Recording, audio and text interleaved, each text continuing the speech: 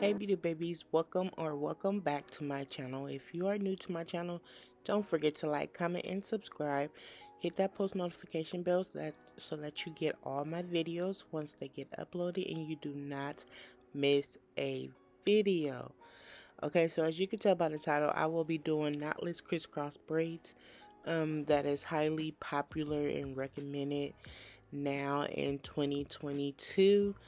So I'm going to be showing you guys how to do these knotless crisscross braids.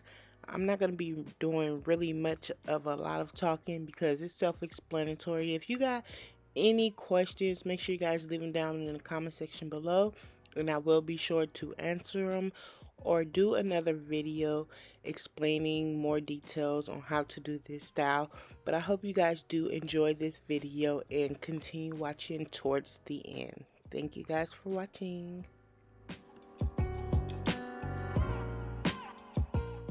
Now first, if you want a really clean part, you want to use any kind of edge control or jam or anything like that to give you a more precise part, which is why you see me keep going over this part, because I really need a really immaculate clean part.